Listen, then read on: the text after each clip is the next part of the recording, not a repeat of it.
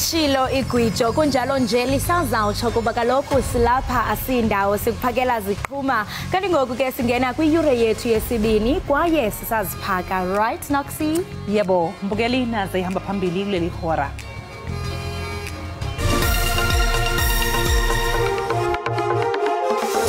On the rampage, destroying the economic aspect. Umongameli uCyril Ramaphosa uthi akazikhathazi ngezidubedube ezaqhubeka kunyaka ka-2021 ebethetha ngesigqibo esithatyathwe yinkundla yomgaqo siseko echithe isicelo sesibheno sesebe leenkonzo zoluleko. I ban it intentionally. Me, Christmas Zandile Mafe. I wanna ban it more if it doesn't move to Bloemfontein or Pretoria. Uzandile Mafe obhekene necala lokungqongqisa izakhiwo zePhalamende ngomlilo ubethe ukuthele veva kanti ugcine etshela inkantolo ukuthi iPhalamende walishisa ngamabomu.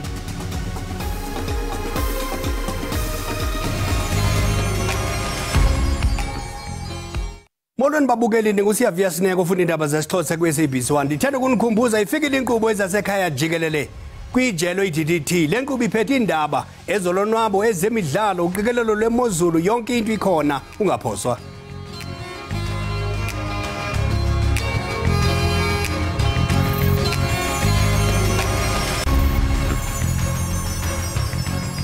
Ngatsho kuwe Bhele sihlabele mgama isibheno sikagqirha Nandipha Magudumane nokubanjwa kwakhe eTanzania siza kubanjwa namhlanje kwinkundla ephakamileyo yaseFreystata. OkaMagudumane uye kule nkundla yokuphikisa ukubanjwa kwakhe.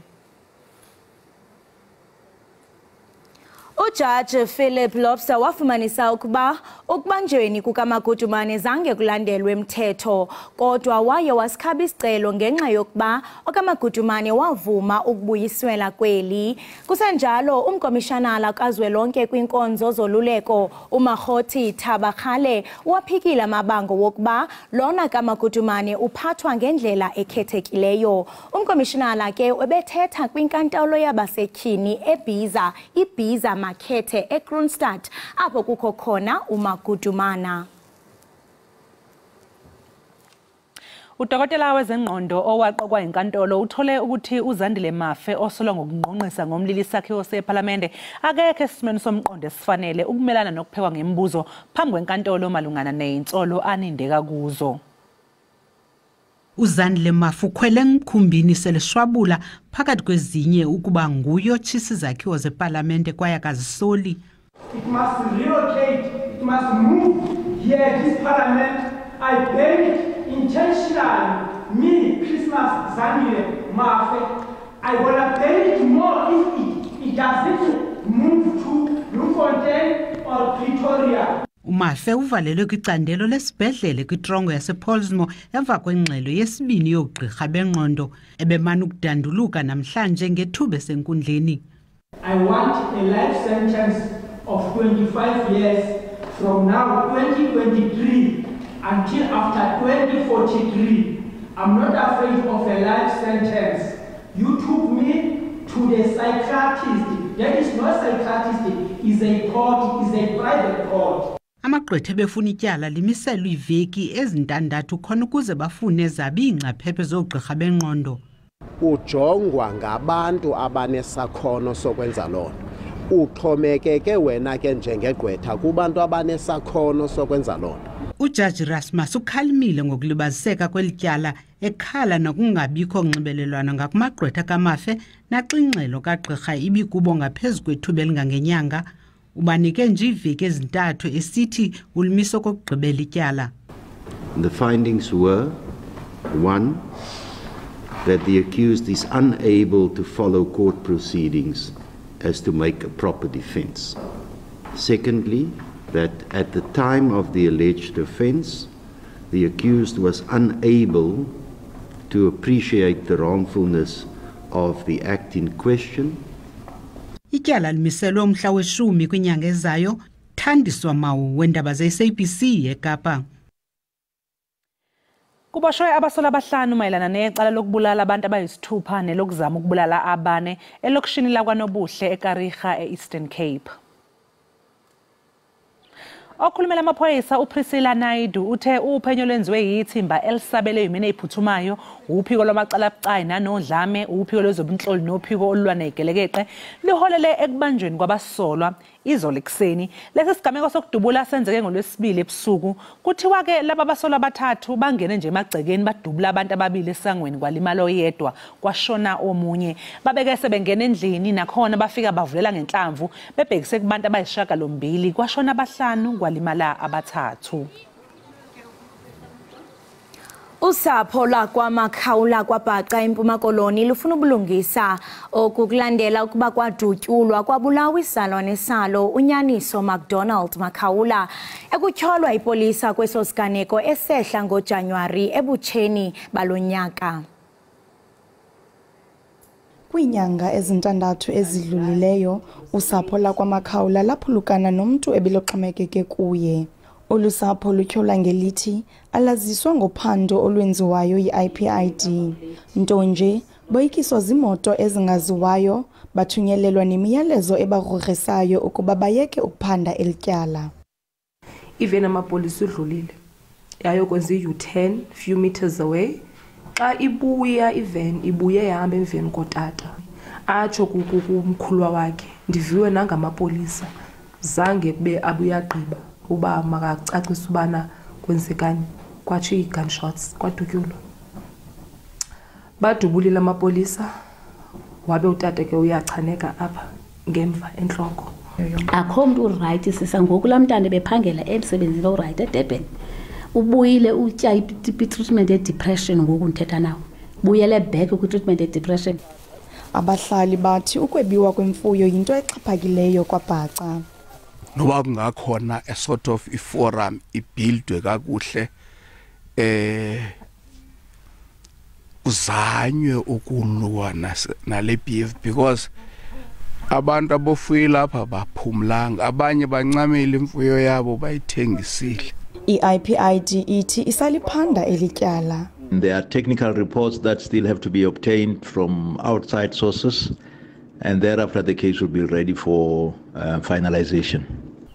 Inkokheli yasekuhlaleni uNkosana Zolile Makhawula uthi babeke banenhlangano namapolisa ephondo malunga neengxaki ezibagubungeleyo eziquka ukwebiwa kwemfuyo nokungabonakali kwamapolisa. Njingunomzwanele Mngoma kwiindaba ze-SABC kwaBhaca.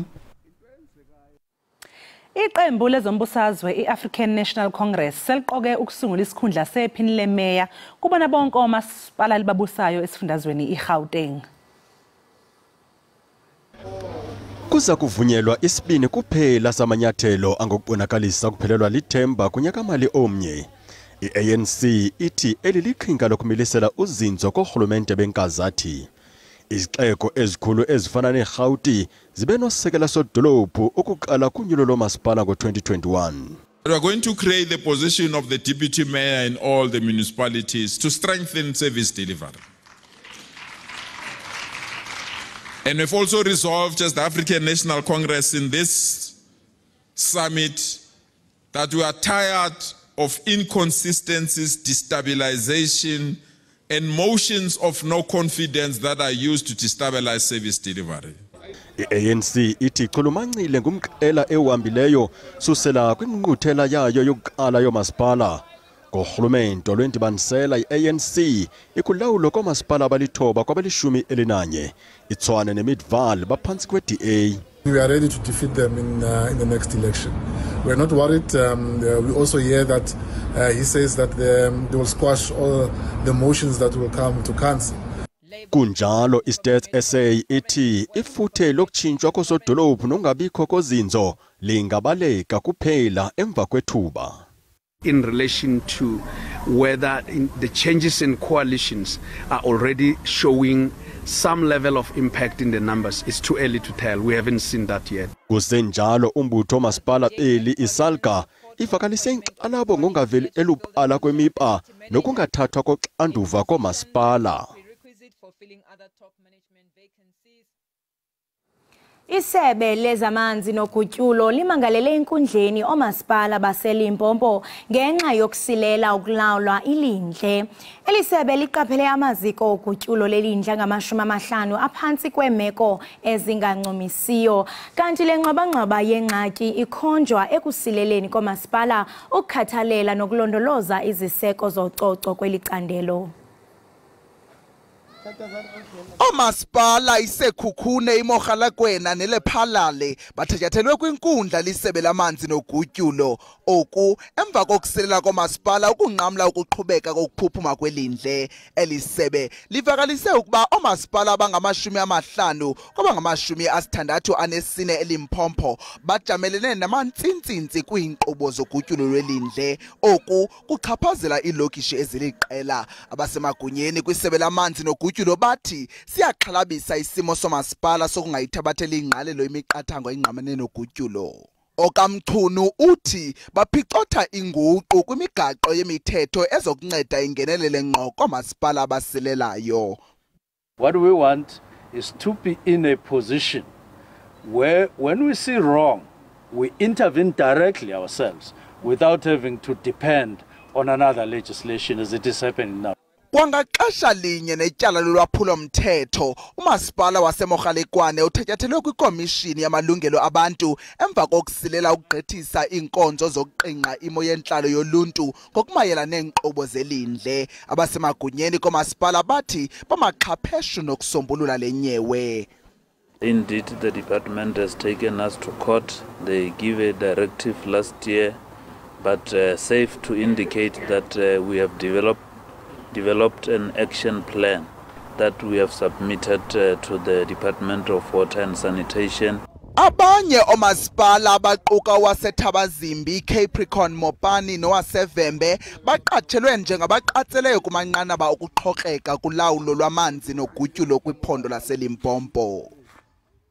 Abalimi abasafufusa eThekwini bathi bashayeka kakhulu emsebenzini wabo ngenxa yohlelo lokucisha ngogesi. uThulasizwe Mathenjwa waqala ishishini lakhe lenkukhu ngo-2019 wagqiba kwelokuba aqale elishishini emva kokuba engafumani imisebenzi kwakufundeleyo neziganeko ezenzeka kwihlabathi. Salahlelwa inkukhu around 1000 ama price okudla abenyuka vele even ingakaqali impi eUkraine but ukuqala kwempi asenyuka njalo. Ukwaqhuba neshishini lokuxhela nesilarha kwakule ndawo kodwa ukucima kombane kuphazamisana neshishini lakhe. Othengisa inkukhu esitalatweni uthi ukunyuka kokutya kwazo kwenza ukuba ixabiso lokuthengiswa kwazo lenyuke. Ukhupha kokudla emuva nenkukhu vele nazo iprice iyakhuphuka. Uma khupha weprice thina njengoba sidayisa la kuyenza ukuthi inkukhu zingadayiseki silokhu sithenga umbila sifida. Abathengisi bokutya nabo baziva becinezelekile. Sekukuthi sizidimande ukuthi upheka hayi ngoba icheap usuyayithenga nje. Ngoba phela egcineni fanele kuba ukuthi iba khona inkukhu iba khona ibeef. Suzama ukuthi ama-customer ngathi afike namhlanje ayikho ichicken nakusasa ayikho ichicken ngenxa yokuthi iyabiza uzama manje ukudonsa wona. Ukunyuka kwendleko namaxabiso nemfuno yokutya amafama enkukhu ezincinci acinga ukuvala amashishini ukuze afune ezinye indlela zengeniso.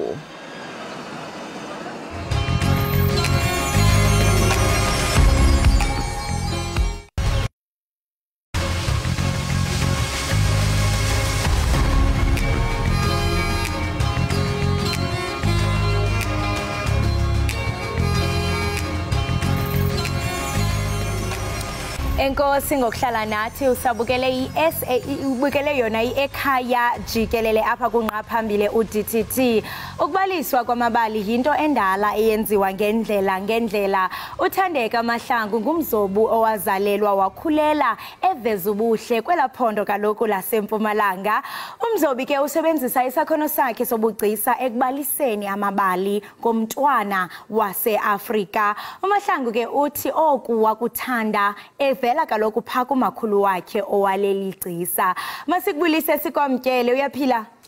Ngiyaphila ngabuza kuwe sisi. Hayi andikhali nganto. Khawusixolele banzi ngomsebenzi wakho kuba siyafumanisa into yokubana waqala kaloku wazifumanela idiploma in arts. Ingaba mhlambi ukusukela apho uthando lwakho lwaqala losingisaphi?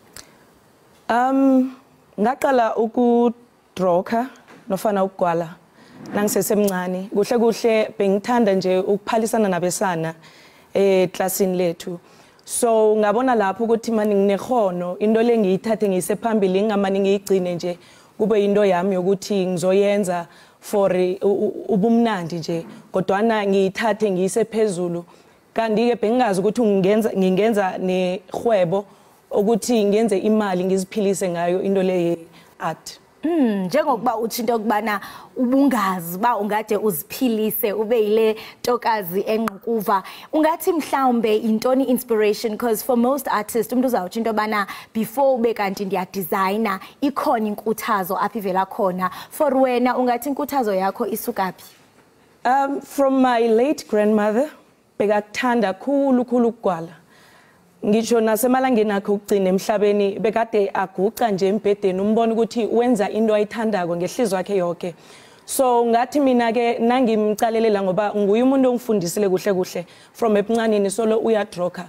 Ngazitshela ukuthi into le angifuni igcine ngaye kodwa ngifuna ibe liphupho leli engizakuliphilisa. Ngiyacabanga ukuthi nayibhekana amaphupho ukuthi ngelinye ilanga ufuna ukuzibona kwenye indawo. Kodwa ngayithatha ngalenza ijima lami lokuthi ngelinye ilanga nami ngizothatha umberego lo nguse phambili. Ingakho ke ngathatha igadango lokuthi ngiye ecollege ngiyenza iart and design.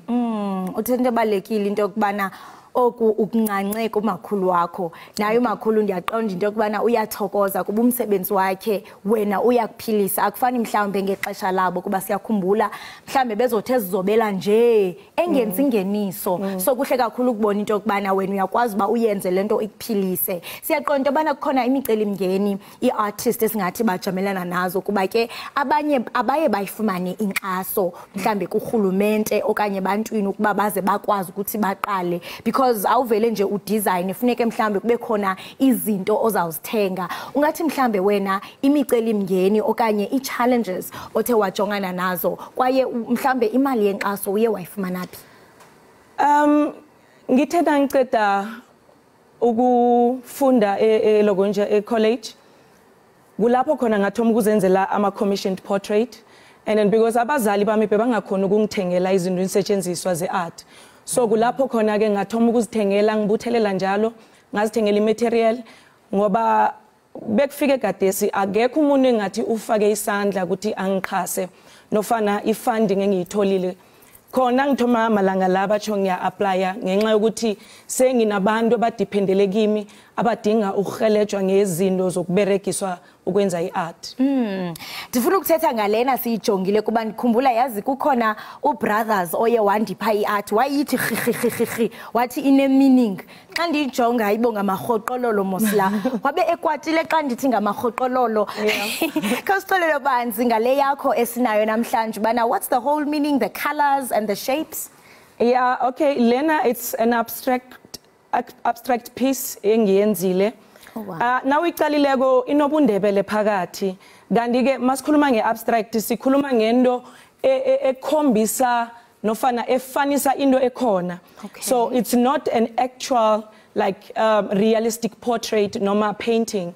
So this one it just symbolizes ubundebele nokuthi singabeka ezingeni elinye ngaphandle ukuthi isebe ngama patterns njengoba sibona ugogo Esther Mahlangu. She's doing exceptional work but ke kwakho umsebenzi ugcine ukuthi ube the original pieces. Manje mina ngi-introduce ilokonja i-abstract. I mean isindebele to abstract. Okay, and I also see that kune stones phayana zizomos and the significance yazo zizawambelana ne-art piece yakho ithini mhlawumbe? Well, it's my foundation. Okay. Ngilindebele so nangibeka amatshe lawa ngakhela phezulu kwesekelo esilitshe. Imbokodo. And without the foundation indlu yawa. Yeah, wasisi. And uthetha ngento ye foundation, une foundation oseluyiqalile apho ufundisa abantwana basencinane ngeart. Why ubone kunemfuneko ba ufundisa abantwana and how is the reception? Abantwana bayiva njani yonke lento? Ingithabisa kakhulu kwamambala. Ngifuna ukutsho bengithokoze nabazali abangithembile ukuthi ngingafundisa abantwana laba ibizelo le art. Okay, into engenze ukuthi ngithome i-center la ngifundisa khona i-art ukuthi ngafunde esikolweni ukuthi akusibo bonke abantwana abaphiwe ngokwengqondo nofana enqwadini. So ngathatha isikhathi sami ngathi ngizokunikelela ehelebheni abanye abantwana ngoba kibo laba ekade ngiphalisana nabo abaningi bahluleke esikolweni kodwa nabenza umbereko omuhle wezandla. So ngacabanga ukuthi angibe ngilesisekelo ebengicabanga ukuthi abantwana laba engifunde nabo bebasidinga. So now I'm making sure ukuthi I'm being the person, I'm standing in the gap le ebengiyidinga nami whilst growing up, because I only realized ukuthi I was this like great sengimdala ngingaka. Hey, they tell lento uthi great, you are owning it. Yes, sengimdala ngingaka, but umntana if uzokhula nesekelo nesupport, I can only imagine ukuthi uyokhula andlondlobale kangakanani, because I'm just only assuming ukuthi I could have been greater, but angisoli la ngibuya khona. I'm just proud ukuthi I started. I never waited for any fundings. I never waited for anybody to like push me. I just thought ukuthi let me just do it for my people. And that's the mindset efunekayo, because mhlambe omnye abanye abantu umuntu uzawulinda kude kube kanti khona umuntu ozoqonqoza kanti if awuzivuleli wena umnyango akekho ozokuvulela. And uye kukhona pha kwibhayo yakho apho usisho into yokubana uye wanobudlelwane nomhlobo wakho othe walishiya eli limagada ahlabayo, kwaye uyabalisa into yokubana ubudlelwane bakho nalomhlobo kuye kwakunikeza la umfi yokubajonga khabe ngathi uyaphusha apha kweze art. Ungathi mhlawumbe ezintoni i-moments ozikhumbulayo ngomhlobo wakho, especially yena because naye ebe yi-artist esakhasayo? You know, beka ngumuntu othembelayo. Yamazi lo muntu ukuthi uyagqugquzela, umuntu ukuthi mangenza into athi we can do it. Umuntu wangikhomba ukuthi there's hope in everything. Bekangabhekisanga ukuthi yena uzowenza a living out of art, but bekayithanda, because njengami from primary I did not think ukuthi ngizoyenza imali with this art.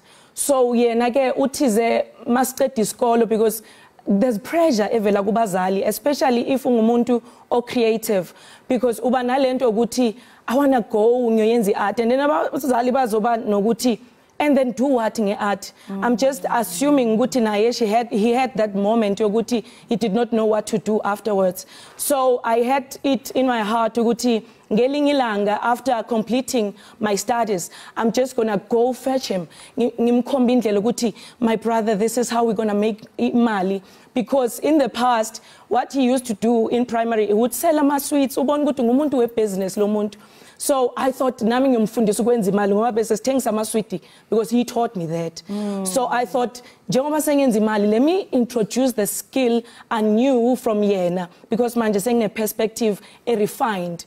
So unfortunately, because of the pressures, I would like to think zempilo yena ke wangena ezidakamizweni not long before I could even get an opportunity, he took his own life. No, siyaxolisa ngalonto, siyathemba nokuba umoya wakhe uyolala ngoxolo. Ndithi xa ndithi che ndijonga ezi portraits zakho nathi igqingo rasta. Nanoba mhlambe uyi role model yakho, what's the story? Because naye siyamazi ubana I mean izi artists ezithanda uba zivele uthi mhlambe andanoba uyakekela noba wenza ngamasibom, but what's the story with portrait ka Rasta? You know, the art history, you'd never like ubhekela omunye umuntu ukuthi ayilo akenzi zona, like you check out the works of abo Leonardo da Vinci, abo Picasso. If ungabheka umsebenzi ka Picasso, you think our Rasta is very good, but I would like to change the perspective yabantu in art, because he is my role model. You know, he does not care what people say. He does what he wants, and to a point ukuthi if akwenzela portraits, he'll come and present it to you, because uyazindla ngomsebenzi wakhe.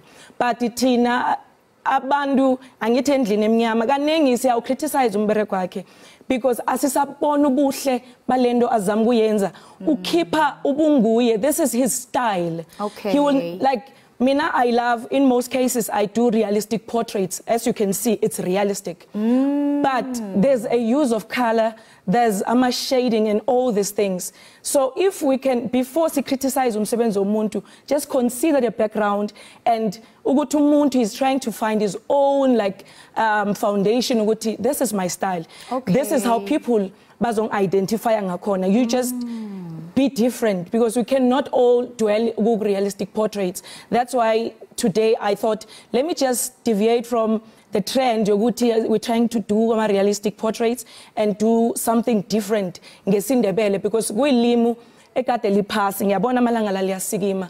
So Aliyasukuma kakhulu ingakumbi apha ekhaya Jikelele. Iqinisekile yonke le veki oko sitinga phayana endebele. So into ethi ke uRasta, yes, abantu understand when you understand that, because you are looking at from the artistic eye. Thina mhlambe abantu sibona from, okay, sifuna that realistic portrait. Yes, perfection. And yena uthi, this is my style. You don't have to understand it. Where namhlambe who is an artist or who is having an artistic eye uzay grasp le way. Moving into future projects, ingaba mhlawumbe, because I mean you mentioned earlier into yokubana ujonge kakhulu kubantu abafana nomakhulu uEsther Mhlangu. So wena as igcisa uzibona uphi in the next coming years njengoko uye wasebenzisana nabanye osaziwayo? I need to expand as an artist. I really need to expand to izinga lele ngizokuthi nami ngijame nje kube ngirepresenta abanye abasakhasako, ngoba we don't have really platforms. Kunama galleries, but now Mpumalanga we don't have such. I think noma khona there are very few. So ngicabanga ukuthi if ngingenza Ekhaya for ama artists where they'll come and display their work, and then kube some sort of a tourist attraction, especially endlini emnyama. And I'm not thinking of coming to Joburg to do that, but ngifuna ukuyisa emakhaya ukuthi kwazeke ukuthi the creatives bakhona emakhaya, ngilethe ingqebo emakhaya, because everyone sisebenzela ukegoli sonke, but it can't work that way, because at the end of the day sinamakhaya esidinga ukuthi nawo athuthukiswe. So that's my plan for the future. That's very powerful, because njengusitsho nyana abantu abaninzi umuntu xa isemakhaya they can only dream of the city of gold, not realizing ba mhlambe kwalapha ndikhona I can create igold. So wenza umsebenzi omhle kakhulu. Ungathini mhlambe ukhuthaza ababukeli bethu want to venture into the art space, especially mhlambe abasuka emakhaya, and also umuntu mhlambe xa ethi jonga ndifuna ukukulandela, I'm inspired by iart yakho, angakulandela phi? Okay, as in social platforms? Yes, social platforms. Okay, I go by the name Thandeka M. Mahlangu Art on most of the social media platforms.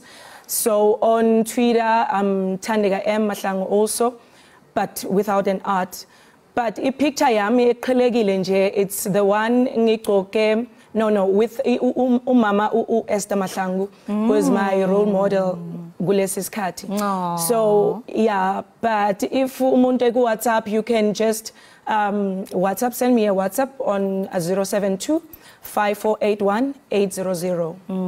Nabo mhlambe bazazibona befana nawe ngenye imini. Yes. Siyabulela kakhulu ngexesha lakho. Ndiyathemba ndibonile pha uba uzoba abantu nami ngase undizobe ndibe bright ndibe right ndingabi na fright. Siyabulela kakhulu ngexesha lakho. Right? So much. Lo ke mbukeli besincokola naye nguye uThandeka Mahlangu ophuma phaka lokho eMpumalanga, ligcisa ezingcayo kalokho ngomsebenzi wakhe, kwaye ke ungamlandela kumakhasi akhe onxibelelwano xa ufuna ukuva ngakumbi, okanye ke uthi wena unomdla wokuba ungenelele kwezobugcisa. Ngoko ke masithi qhwi evenkileni ungaqushuqhushalaza, kuninzi esikuphathele kona. Siyabuya emva kwentengiso.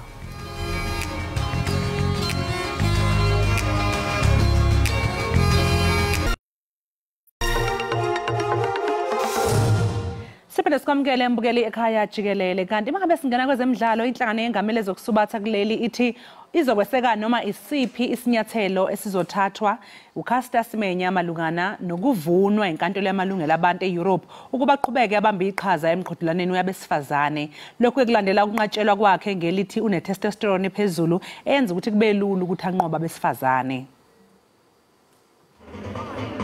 kukho amahe athendiwe ukuba uSimenya uza kufaka umdliwo ngakwi-World Athletics ngenxa yokulahlekelwa ingeniso kule minyaka edlulileyo. uSimenya ube kwidabi lenkundla ne-World Athletics sukela kumiliselwa kwale mithetho ngo-2018. Isigqibo senkundla yamalungelo oluntu yase-Europe singanyanzelisa imibutho yembaleki kwihlabathi icingisise isigqibo sokunyanzelisa iimbaleki zithobe amaqondo e-testosterone. From our side, as Athletics South Africa, we're very excited, we're very delighted to say at long last we are getting somewhere. Whereas that victory at least motivate us all to say it's not the end of the world, and then we have jumped one hurdle. And then maybe the other hurdle, if it may come, it gives us a courage to say we might jump another hurdle. Kusenjalo zingaphi kwamashumi amabini imbaleki esele zizibekele indawo kwi-World Senior Athletics Championships eBudapest, eHungary. At the present moment, we've got plus minus 26 athletes that have already qualified, standard athletes that have already qualified. But don't forget, we've got the ranking that is still taking place. The closing date of that one is on the 20th, at the end of July. Ezinye zembaleki ezizibekele indawo nguRian Mphahlele, uSteven Mukoka, uTsepo Chite noZakithi Nene. We're ready to go. iChristmas ifike kwangethuba kuluntu lwaseNtuzuma eThekwini. Ubomi abusoze buphinde bufane kwisikolo samabanga aphansi iSiphosethu. Nanjengoko iCOSAFA yanikela ngemishicileli isakhiwo sesikolo kunye nendawo yokuzilolonga. Oku ke bekuyinxalenye yephulo losuku likaBawo Mandela. Kungakabiphi nje kutobe kuyi-Nelson Mandela International Day, igepha lilanga lalomuhla limgqoko esikolweni samabanga laphansi eNtuzuma. Lokhu ke kuyingcenye oluhlelo lweCOSAFA lwaminyaka yonke yokujikijela le-jazz vivaneni yilekelele nabaswele. Lidolobha leThekwini lidlala inzima lenkulu ekubaleni tikolo letimbili ukuthi tihlumule kule sendo seCOSAFA. It is a very important day for us and also for the community at large, because we've got what we were looking for. Nalobela amaqembu amatasa ngiyaphathisa isikhathi sawo abayingcenye yokuniketwa kwetipho libambele imicicisho bafana Morena Ramoreboli kanye nemlingani wakhe longumcicisho weLesotho Lesninoshi bapheleke duela bokapteni babo ngekwehlukana kanye nalabanye bomkanjubuvu bebadlali bakadzini. Really, it's exciting, and I think this is our future, and honestly speaking, I think it's a very good gesture from Hollywood Beds, COSAFA, SAFA, and everybody who's involved in making sure that they bring smile to these kids. ISAFA eThekwini inquzo takhamoto ukuthi tinakekelele tipho letibuya kuCOSAFA. SAFA eThekwini was so happy about what is happening today, because schools, especially in rural and township areas, are not receiving any assistance. They depend on parents only. Sikolo samabanga laphansi isiphesihle akusiso kuphela isihlomule kulolu hlelo, kepha nebuhle bethu lese inanda naso sizuzile njengoba inikete tembatho tevolleyball. Ukapteni wamabhokoboka uSiya Kolisi uthi kunzima kakhulu ukukhula ngaphandle kotata. Uthi ke uzame ngandlela zonke ukuba izinto zihambe kakuhle notata wakhe omzalayo kodwa zange zilunge. uSiya Kolisi ke ujongene nomsebenzi onzima njengoko iBox ilungiselela umdlalo neNew Zealand. In the black communities, we have a lot of fatherlessness, and in the past, you know, there are reasons for it that I didn't know and didn't understand. And I realized that my dad's time was completely different to my time, and I didn't have that conversation until I was 30. And that was during shooting the documentary, because I just wanted to understand, because I felt neglected, I felt not wanted, and it didn't make sense why he wasn't there for me when I was a child. And then I had a conversation with him. I asked him, I'm like, my man, let's sit down, let's chat about this. And he didn't want to do it. I'm like, trust me, I've learned to speak. It releases so much. And so we sat and he explained to me. Intaka izobibekelwe amazolo kusasa edolobheni elincane iDandi enyakatho yesifundazwe iKwaZulu-Natal uma sekusingethwe umcimbi waminyaka yonke womjaho wamahashi iDandi July. Le ndumezulu ke inikana namacikithu balokukhangisa ngomsebenzi wawo ofaka phakathi ingqephu kanti kusuke sekuboshelwe nosazwe abahlukahlukene kuphinde kuthuthuke nomnotho wendawo. Isiqubulo ke sakulonyaka sithi African Unity uzobe ubanjwe endumeni horse racing track eDandi ngempela sonto. ushunqudulu mamahashe segabavula emjahweni Dandi July obanjwa njalo ngonyaka ngoNtulikazi ngaphansi kamasipala eNdumeni. Okuthokozisayo ukuthi nakuba banjelwa endaweni ethathwa njengeyakhelwe izindawo zasemakhaya kepha-ke isasasa liheha abasiki bengqephu abanohlonze nosaziwayo abangaconsi phansi emphakathini. Unkosi Ngiphile Sithole ozongenela ngehashu Colchester uthi sizobe zibulalana kulo mqhudelwano. Saturday ezobe bulalana kakhulu amasha azobe qhamuka ngokuhlukahlukana. Mina ngizobe ngigibele ihashu elibizwa kuthiwa Colchester. Zobe dlala ka race 2 race 2 race ya local or race 2 hlukahlukene kabili khona race ya international khona wa local. So yasho ngizobe ngigibele ngizobe lidlale ku race ya local. Isase newcomer bedlale enkandla ngidlalile ngaphuma position number 2. So ngiyathemba nakulokho ukuthi bizokwazi ukuthi futhi phinde lingene ku number 1 lingabe selingena ku number 2. Kumbalwa kakhulu okungaphumelela njengalendumezulu yomcimbi ngaphandle kokwesekwa abasezigundleni zokuphatha. Imeyake yesifunda sikamasipala uMzinyathi ithi konke kumingohlelo. Uma sihlola izinto zonke zamalungiselelo ukuthi simi ngomumo sibonile ukuthi inkundla isihleliwe. Sesibonile ukuthi onke amahotela ama-B&B ethu agcwele phama nokuthi abantu abanye sesibayalela nisho komakhelwane emadolobheni njengoko-Newcastle, eMajuba, eMnambithi, oThukela kanjalo kobaqulusi eZululand.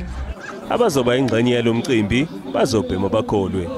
Sibona ngathi kobe kuhlobeke kahle ababhincama ibhincele abagqoka okwesintu bayigqoke ngendlela yabo.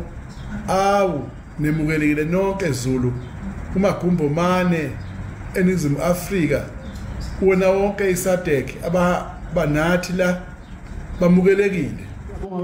Izindaba ze-SABC ngingunqubeko Nzimande.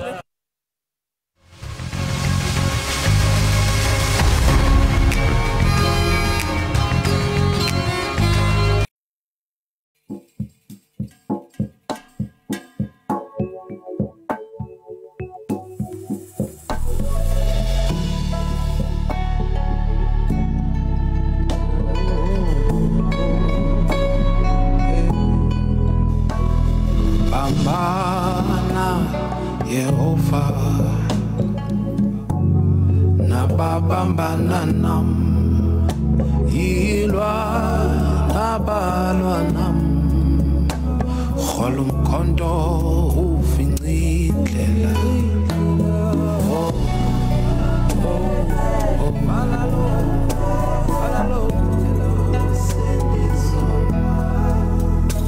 hamba nam Nkosi ndiyaphuma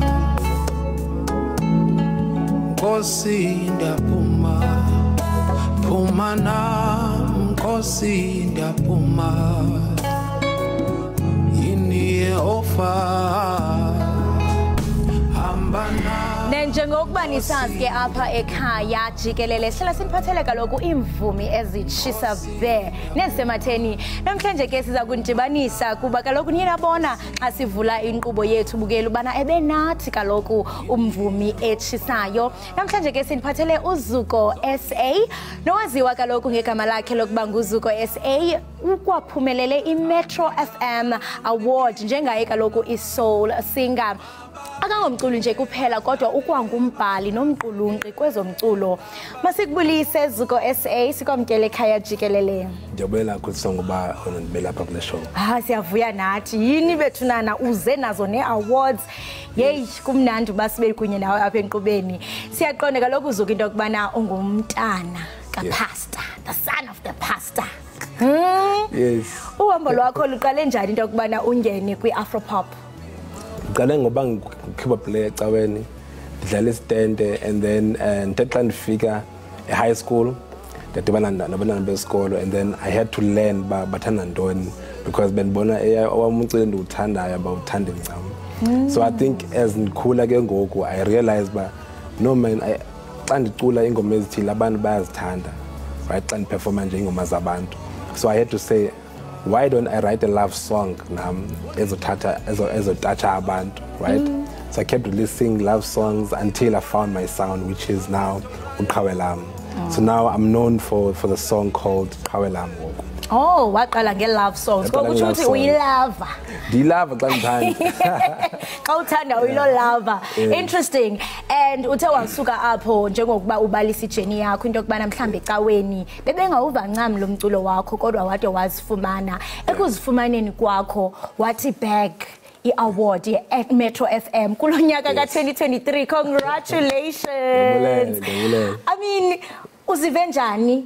In fact, just be part of nominees, ungekawini, uzive njani, and how has the journey been?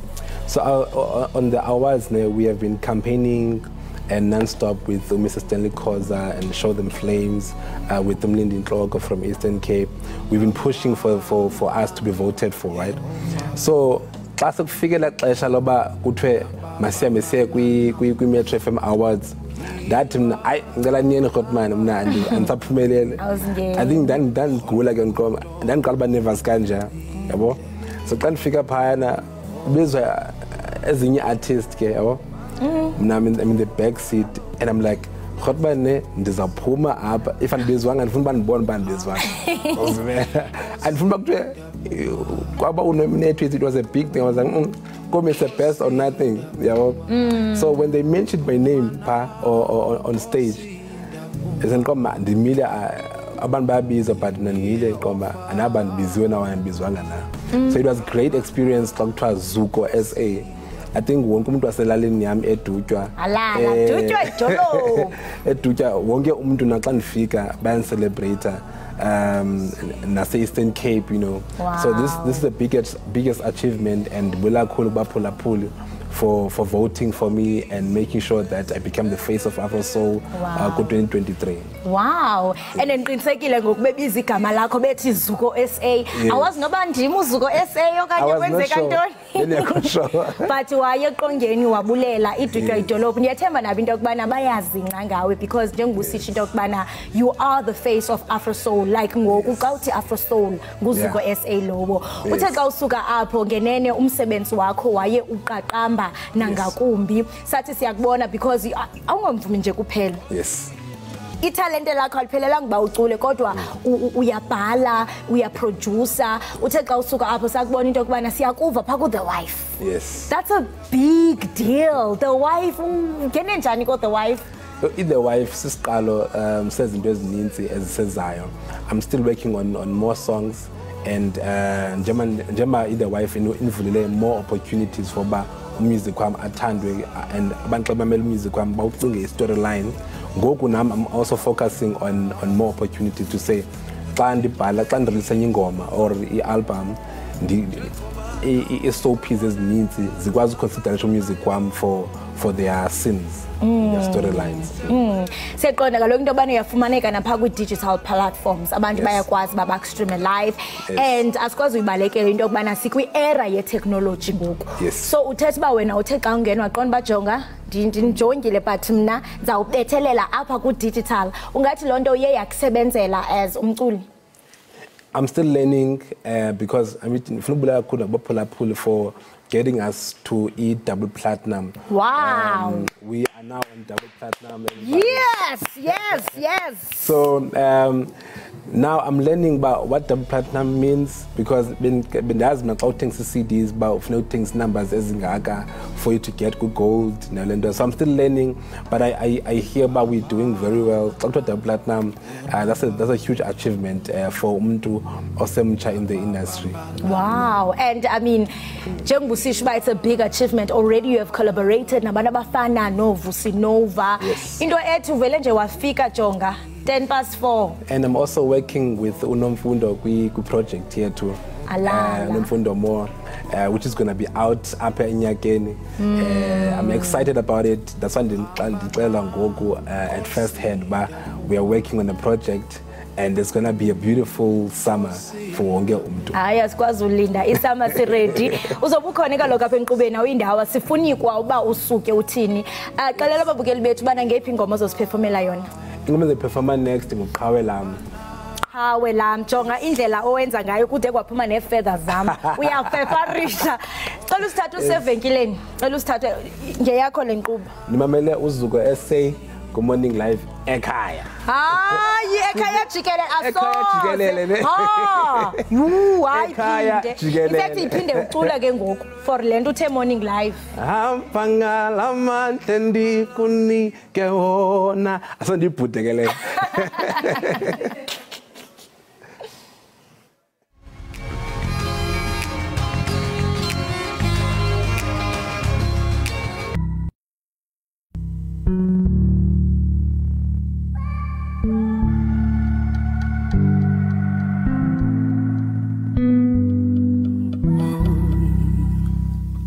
Oh, Nana.